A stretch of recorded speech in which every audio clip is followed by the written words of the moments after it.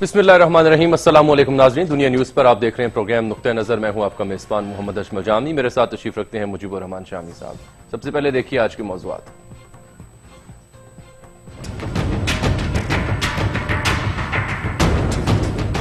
Senate की कायमा committee बराए कानून ने नैब तरमीमी बिल 2017 की मंजूरी दे दी। चेयरमैन नैब का प्ली बार्गेन के इख्तियार खत्म, मंजूरी या बदालत दे सकेगी। प्ली बार्गेन वाला शख्स ताहयात नाअहल करार दिया जाएगा।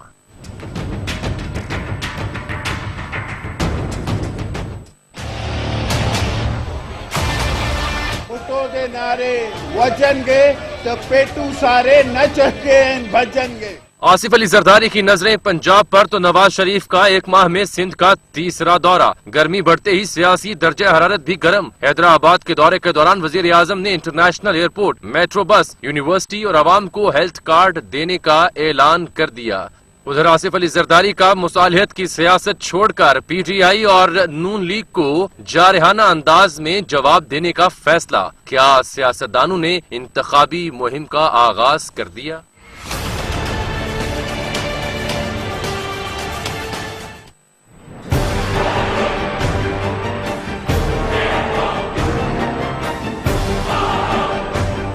हुकूमत ने साबिक आर्मी चीफ जनरल राहील शरीफ को मुस्लिम ममालिक के फौजी इत्तेहाद में शमूलियत के लिए इजाजत दे दी। तहरीके इंसाफ का एतराज, मामला पार्लियामेंट में ले जाने का ऐलान। जनरल राहील के इस्लामी इत्तेहाद की कमान संभालने के पाकिस्तान पर क्या असरात मुरत्तिब हो सकते हैं?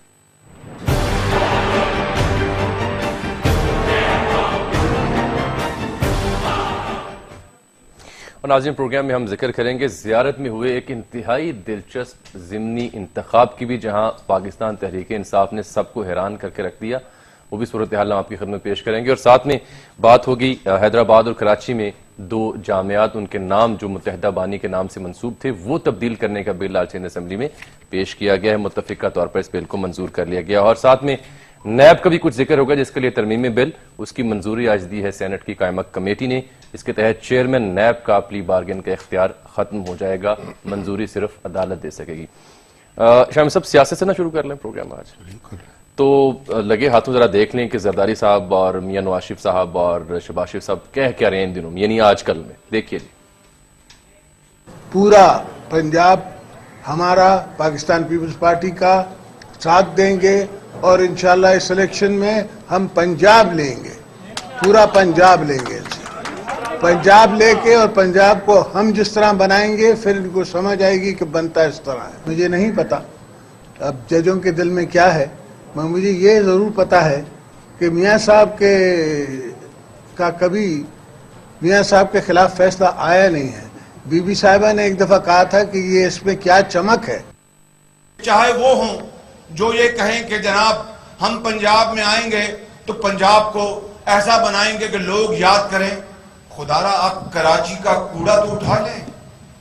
जो कहते हैं कि सड़कों के ऊपर कमीशन ली गई, आप कराची पाकिस्तान की रोशनियों का शहर है, आए इसको आबाद करें मिलकर कराची को।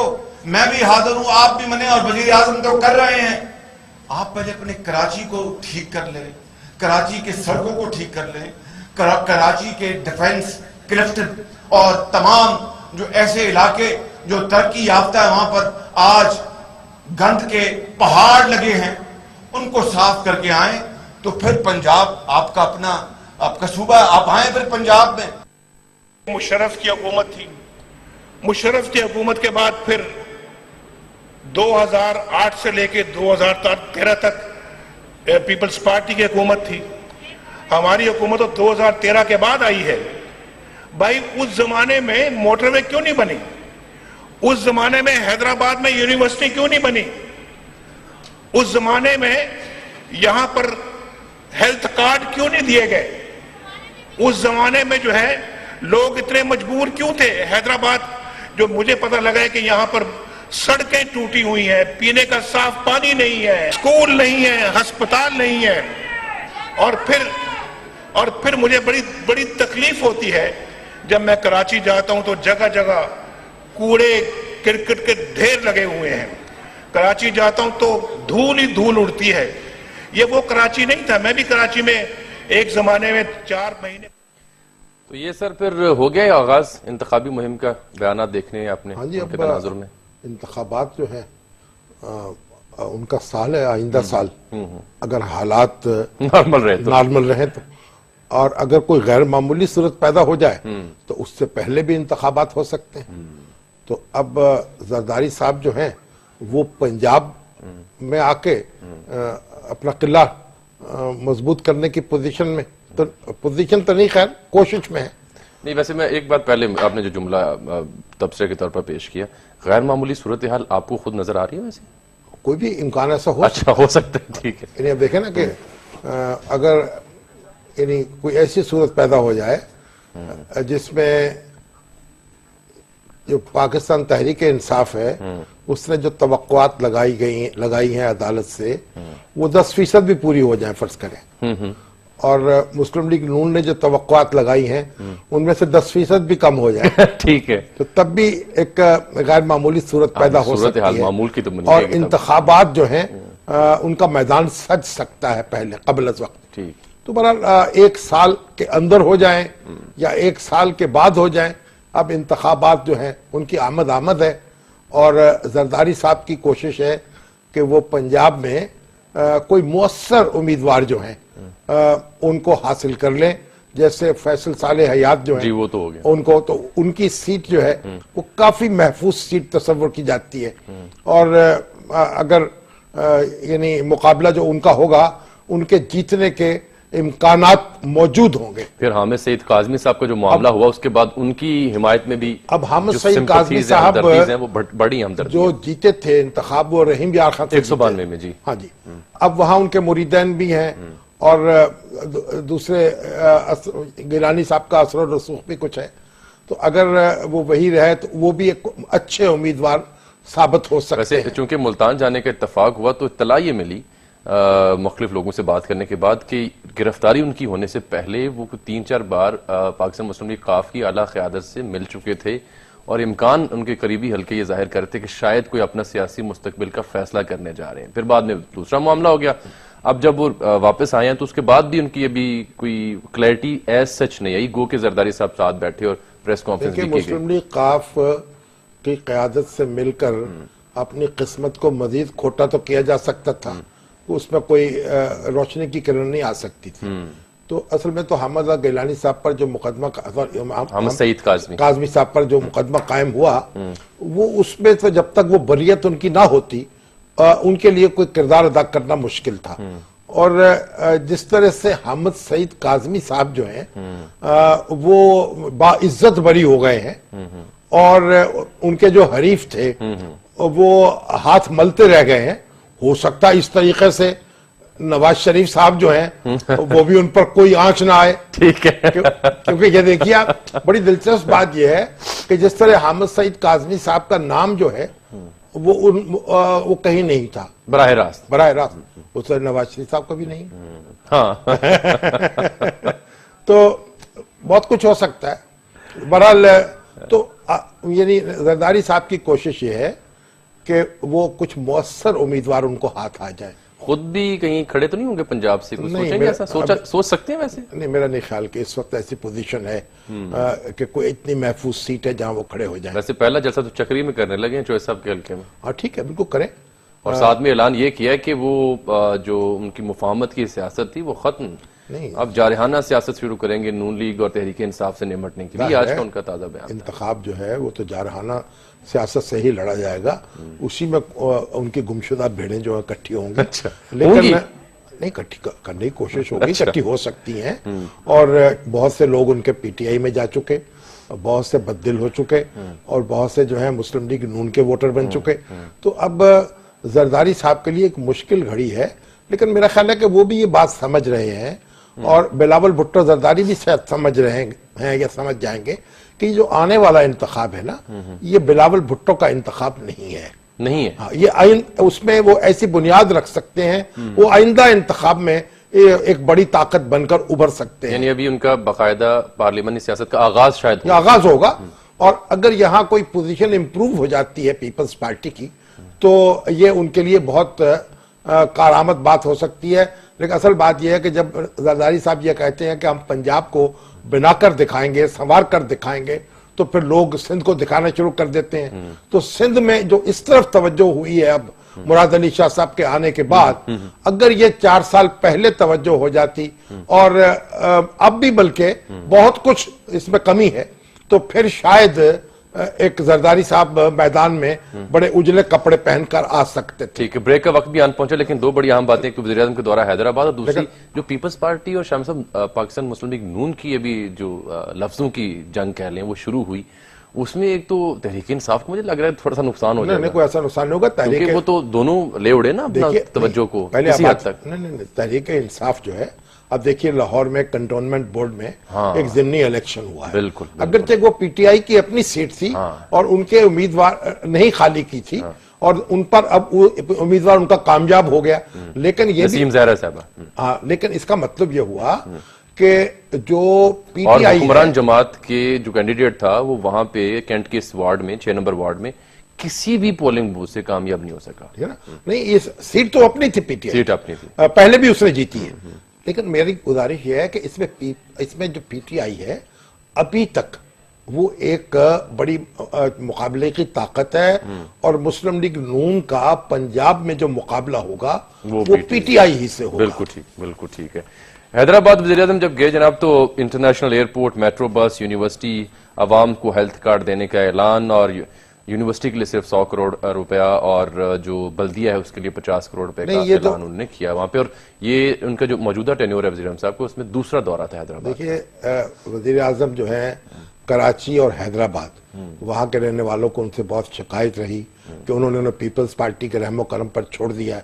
اور یہاں اگر یہ منصوبے شروع کیے جاتے پہلے، آج یہ تکمیل کے قریب ہوتے، یونیورسٹی بن رہی ہوتی، میٹرو چل رہی ہوتی اور سڑکیں مرمت ہو چکی ہوتی. یہ بلدیہ کو انہوں نے وہاں کی بلدیہ کو دیا ہے نا 50 کروڑ روپے.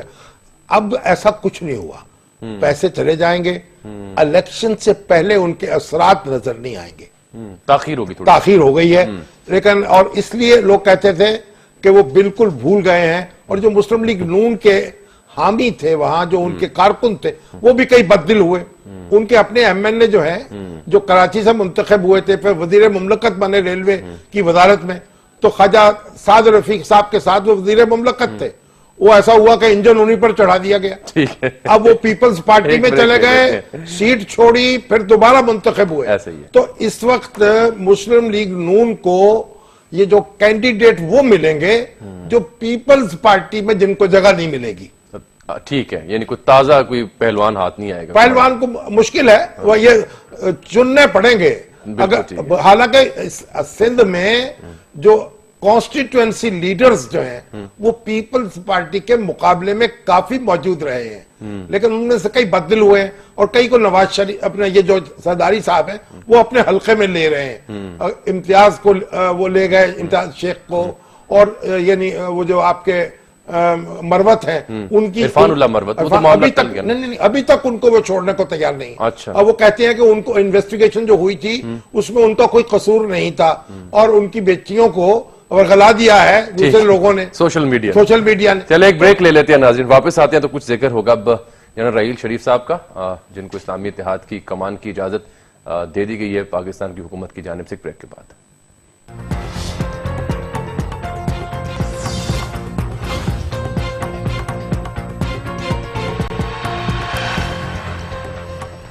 ویلکم بیک ناظرین. شاہ صاحب 39 اسلامی ممالک کا اتحاد، مسلم نیٹو بھی اسے کہا جا سکتا ہے، پاکستانی گورنمنٹ نے این او سی دے دیا یا اجازت نامہ دے دیا کہ رحیل شریف صاحب اس میں شمولیت اختیار کر سکتے ہیں بحیثیت سربراہ.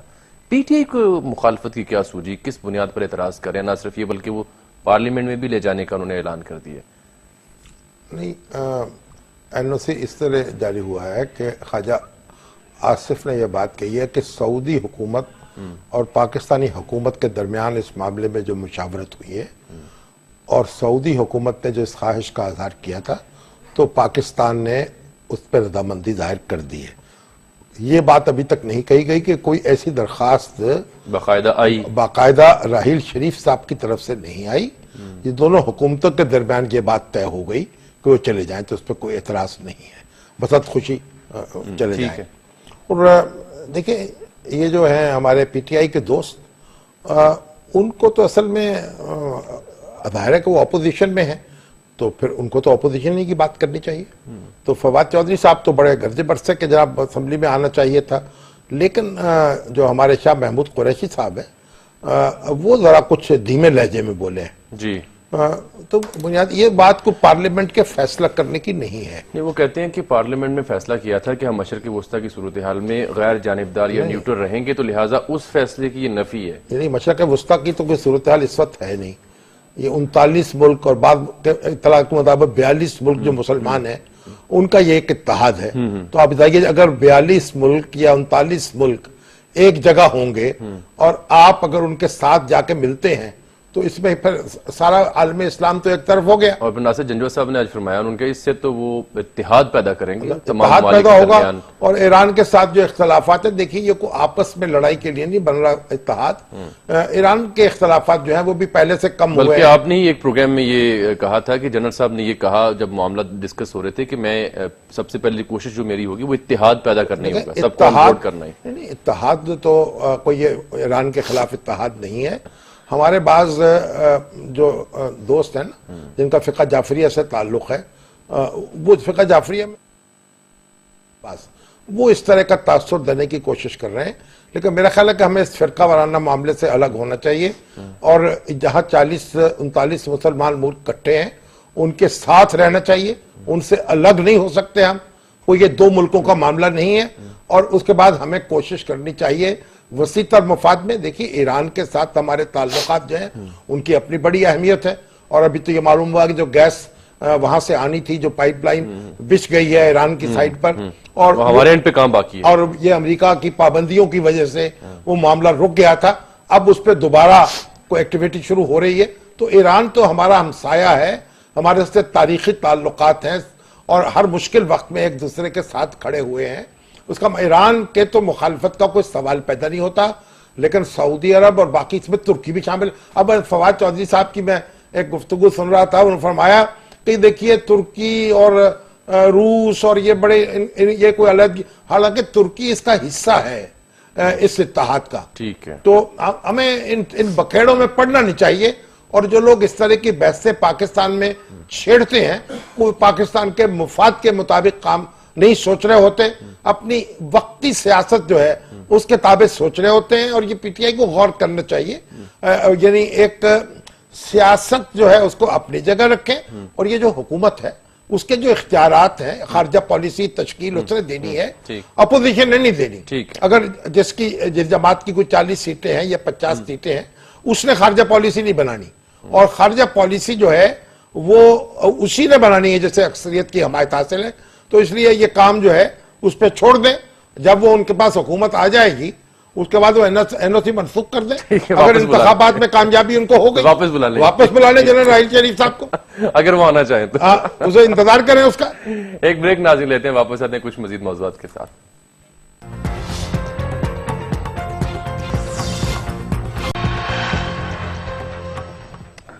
वेलकम बैक नाज़रीन। हमने जिक्र किया था प्रोग्राम के शुरू में कि ज़ियारत में एक ज़िमनी इंतखाब हुआ है, हल्का नंबर 7 बनता है सूबाई असेंबली का।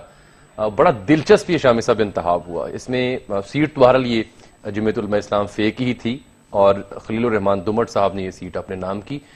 JUI फे के एक साहब थे, उनका इंतकाल हुआ पिछले साल हार्ट अटैक होने की वजह से, तो उनकी जगह फिर खलीलुर रहमान साहब नामजद हुए, उन्होंने इंतखाब लड़ा और जीत गए। लेकिन जिस वजह से ये बहुत बड़ी खबर हम मेरे नजदीक बनी वो ये थी, दूसरे नंबर पर पीटीआई रही। एग्जैक्टली। और ये जो पश्तूनख्वा मिल्ली अवामी पार्टी है वो तीसरे नंबर पर, हमारे अचकज़ई साहब की, वो तीसरे नंबर पर चली गई पहले के, हालांकि वो दूसरे नंबर यानी 1000 वोटों का कम से कम फर्क पड़ा है पीके मैप को इस ज़िमनी इंतखाब। और देखा ना पीटीआई का जो वोट है 2013 के इलेक्शन में, वो तो मेरा ख्याल मैं आपको दिखा रहा हूँ 156-57 था जी। स्क्रीन पर हम दिखा रहे हैं 2013 के, पहले दिखाइए जी, 2013 का दिखाइएगा। ये देखिएगा कि JUIF के 11,500, अब की बार उनके 13,000 बने, यानी कुछ ज्यादा फर्क नहीं। 11,521 है। पीके मैप ने 9,020 लिए तो अब 8,000 और 343 लिए।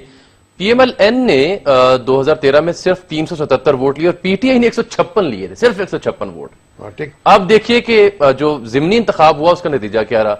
उसमें JUI के वोट बैंक में तो 1,000 का इजाफा हुआ, PTI के वोट बैंक में सबसे ज्यादा کئی ہزار گنا زیادہ ان کے ووٹ 11,441 ووٹ 441 انہوں نے لیے. اور یہ دمبڑ صاحب ہیں, خلیل الرحمان دمڑ صاحب, اسی قبیلے سے ہیں ویسے تو وہاں پہ کئی جو کینڈیڈیٹ تھے وہ دمبڑ سے ٹرائب کے تھے. مگر یہ جو اصل میں جو میپ میں صدمہ کمی ہوئی پہنچا ہے, پختونخوا ملی عوامی پارٹی پہلے بھی یہاں سے ہاری تھی, جی اب بھی آ رہی, اب بھی یہاں سے ہاری ہے, حالانکہ حکومت میں رہے, لیکن 500 ووٹ ان کے کم ہو گئے ہیں میرے خیال. اچھا, اب اس پہ انہوں نے بڑا شور مچایا, جو عبد المجید اچکزئی صاحب ہے, انہوں نے کہا جناب یہ اسٹیبلشمنٹ جو تھی اس نے JUI کو یہاں سے جتوا دیا.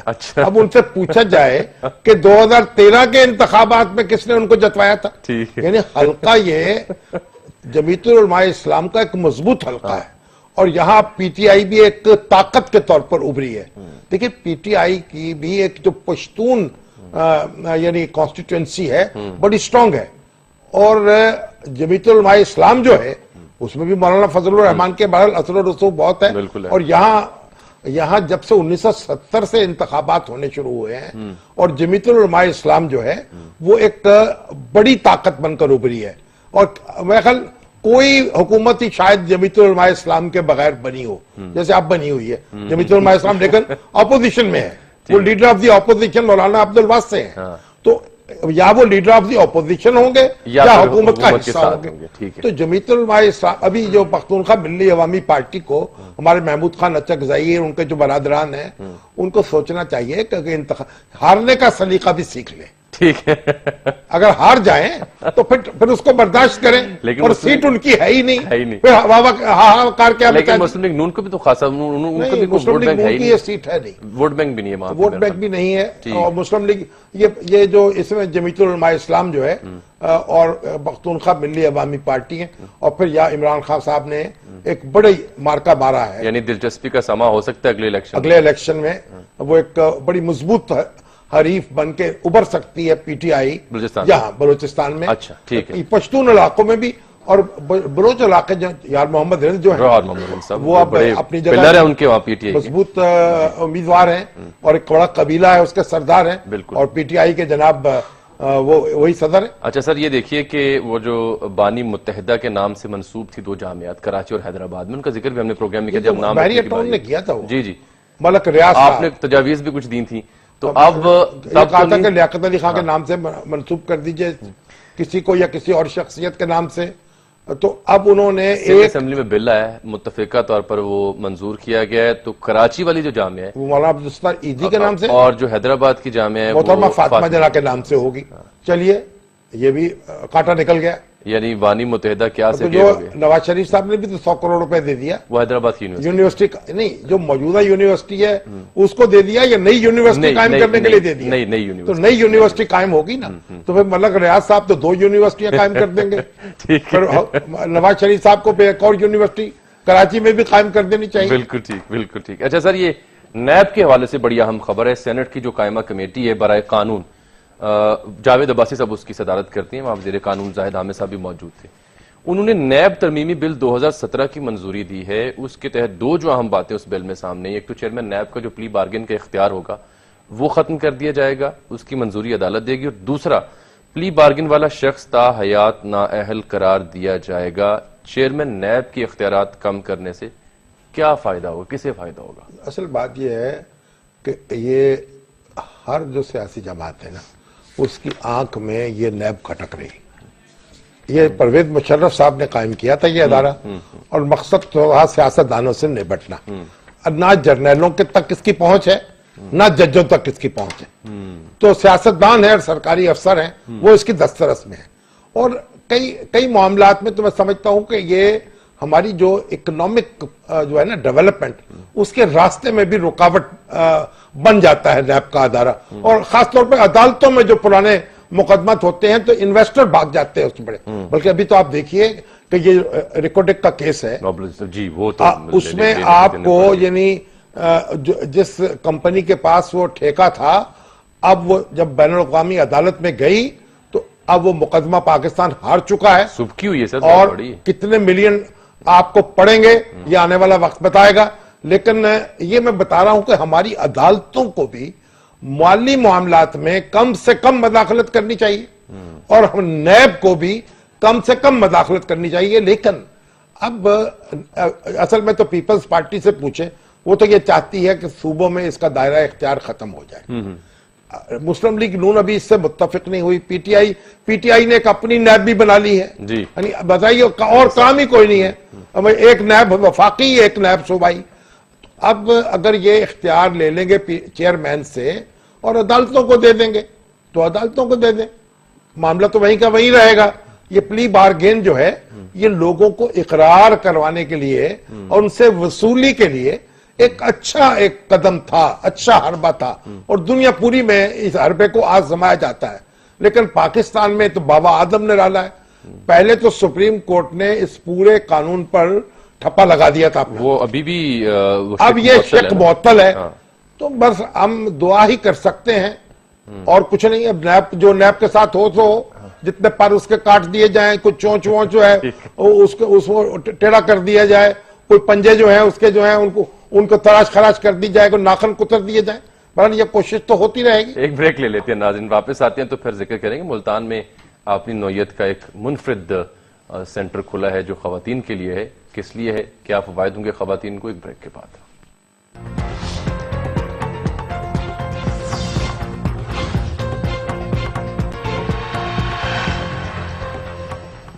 ویلکم بیک ناظرین. ویمن سینٹر کا ہم ذکر کریں گے، لیکن شام صاحب میرے ہم نامی ہیں اجمل شاہدین صاحب، ان کا کوئی سوال آیا ہوا ہے. 50% ہم نام ہے.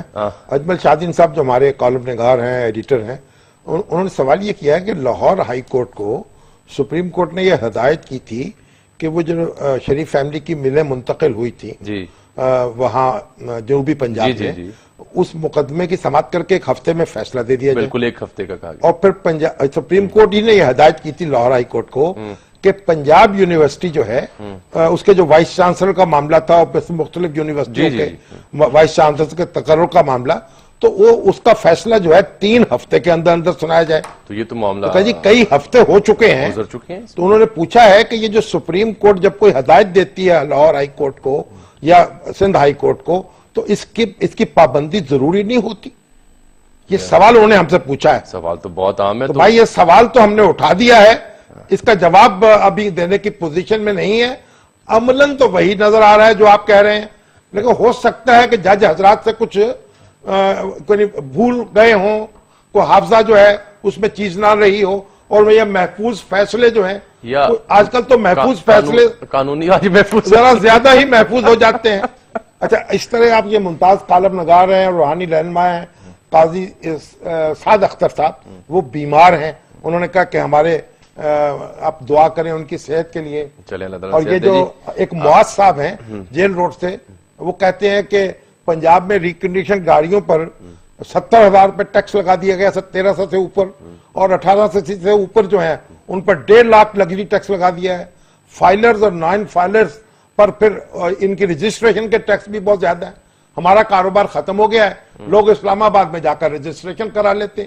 تو پنجاب حکومت کو خدا خوفی کرے، یا تو پورے ملک میں یہ ٹیکس لگائے یا ہمارے میں معاف کر دے. تفریق نہیں ہو. چلیں جی، آپ دیکھیے ملتان میں جو اپنی نوعیت کا پہلا وائلنس اگینسٹ وومن سینٹر اس کا قیام عمل میں افتتاح بھی ہو گیا. تو اس پہ پہلے ایک رپورٹ سلمان صوفی صاحب کی وہ بعد میں جی وہ تفصیل ساری پہلے دیکھیے رپورٹ میں، پھر سلمان صوفی صاحب اور سینٹر کا اور ذکر ہم کریں گے.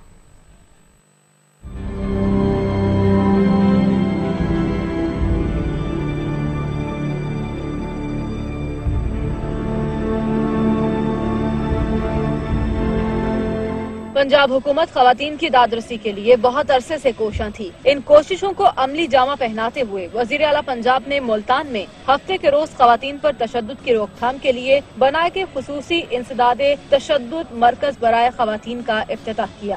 یہ سینٹر پورے پاکستان میں ہی نہیں بلکہ جنوبی ایشیا میں اپنی نوعیت کا پہلا مرکز ہے. افتتاحی تقریب سے خطاب کرتے ہوئے شہباز شریف کا کہنا تھا کہ حکومت کا فرض ہے کہ ایسی خواتین جن پر تشدد ہوتا ہے یا زیادتی ہوتی ہے ان کو مکمل تحفظ فراہم کرے، ان کو قانونی کارروائی سے لے کر علاج معالجے تک تعاون فراہم کرے. اسی طرح پولیس انتظامیہ اور عدلیہ بھی اپنا بھرپور کردار ادا کرے. ہمارے ملک کے اندر اسلامی مملکت کے اندر جہاں پر بھی خواتین کے ساتھ کسی بھی بنا پر تشدد ہوتا ہے یا زیادتی ہوتی ہے، اسٹیٹ کا فرض ہے، حکومت کا فرض ہے کہ ان کو سیکورٹی مہیا کرے, قانونی چارہ جوئی کے لیے ان کو پوری ان کے ساتھ تعاون کرے. لہٰذا اس مرکز میں تمام سہولتیں خواتین کو ایک ہی چھت تلے مہیا کی گئی ہیں. یعنی اس سینٹر میں شکایات سننے سے لے کر فرسٹ ایڈ, طبی معائنے, نفسیاتی کاؤنسلنگ اور